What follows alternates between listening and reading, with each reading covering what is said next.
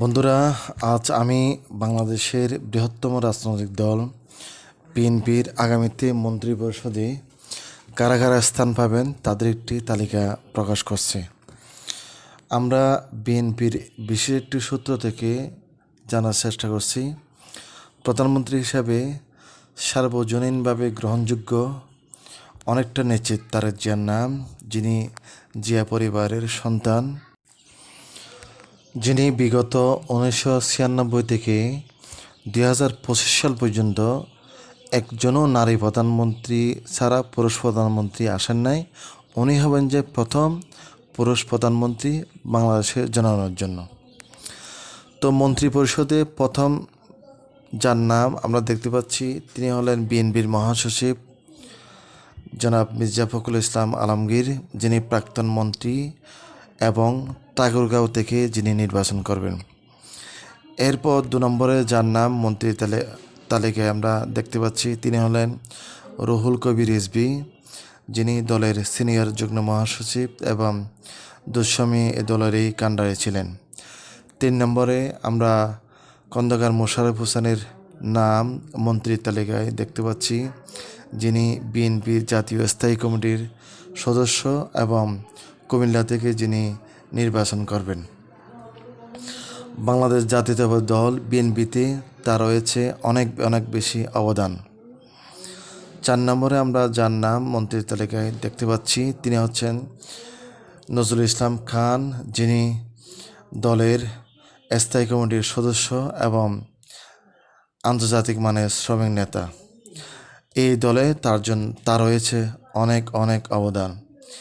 এরপরে 5 নম্বরে যার নাম আমরা দেখতে পাচ্ছি, তিনি আমির খসরু মাহমুদ চৌধুরী, যিনি বিএনপি জাতীয় স্থায়ী কমিটির সদস্য এবং প্রাক্তন বাণিজ্য মন্ত্রী ছিলেন। তিনি চট্টগ্রামের এই একটি আসন থেকে নির্বাচন করবেন।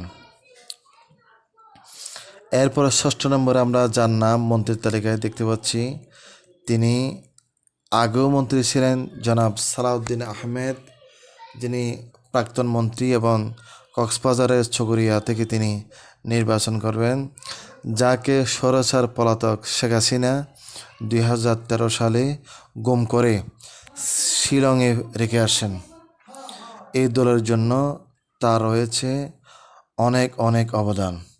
7 নম্বরে যাকে আমরা দেখতে পাচ্ছি, মেজর হাফিজউদ্দিন আহমেদ বীর বিক্রম, যিনি বিএনপির স্থায়ী কমিটির সর্বশেষ নিয়োগকৃত সদস্য এবং যিনি ভোলা থেকে নির্বাচন করবেন। 8 নম্বরে আমরা দেখতে পাচ্ছি ইকবাল হাসান মাহমুদ টুকু নাম মন্ত্রী হিসেবে, যিনি প্রাক্তন মন্ত্রী ও সিরাজগঞ্জ থেকে নির্বাচন করবেন। এই দলের রয়েছে তার অসামান্য অবদান। 9 নম্বরে যাকে আমরা মন্ত্রী হিসেবে দেখতে পাচ্ছি, মির্জা আব্বাসের নাম, যিনি পুরান ঢাকার জনপ্রিয় এক জননেতা, যিনি সাবেক মন্ত্রী এবং বিএনপির স্থায়ী কমিটির সদস্য, যিনি ঢাকার শাহজাহানপুর থেকে নির্বাচন করবেন।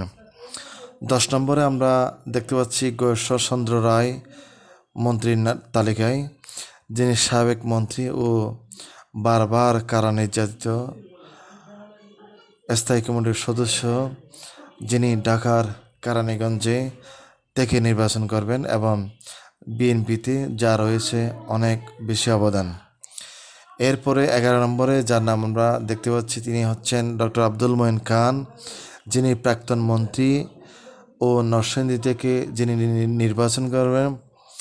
আর তিনি মন্ত্রী হিসেবে আগে দায়িত্ব পালন করেছেন, ইভেন তার বাবাও মন্ত্রী ছিলেন।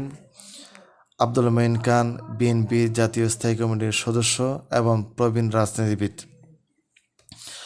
12 নম্বরে আমরা যার নাম মন্ত্রীর তালিকায় দেখতে পাচ্ছি, তিনি হচ্ছেন যে বেগম সেলিমা রহমান, যিনি সাবেক মন্ত্রী ও বরিশাল থেকে যিনি এবারে নির্বাচন করবেন, যিনি দলের দুঃসময়ে অনেক বেশি দলের জন্য অবদান রেখেছেন।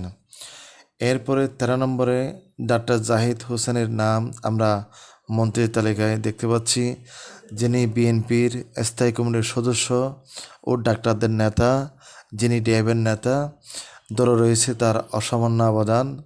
বারবার দলের দুঃসময়ে তিনি খুব সামনে থেকে দলকে এগিয়ে নিয়ে যাওয়ার জন্য নেতৃত্ব দিয়েছেন।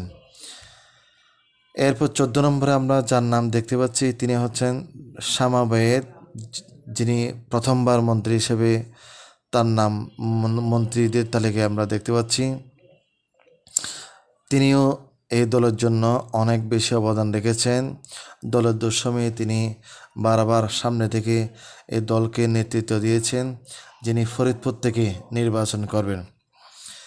এরপর আরিফুল হক চৌধুরী এবারে প্রথমবারের মতো মন্ত্রীর তালিকায় আমরা তার নাম দেখতে পাচ্ছি, যিনি সিলেটের গণমানুষের নেতা এবং বিএনপির দুঃসময়ের কাণ্ডারি। বারবার বিএনপিকে তিনি অনেক বেশি এগিয়ে নিয়ে যাওয়ার জন্য কাজ করেছেন।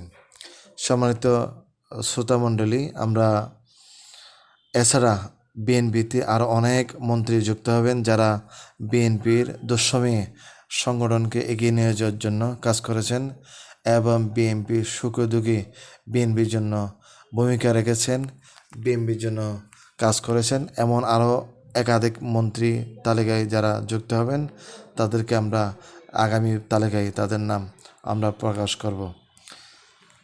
তো ভালো থাকবেন, সুস্থ থাকবেন, সবাইকে সাথে থাকার জন্য ধন্যবাদ।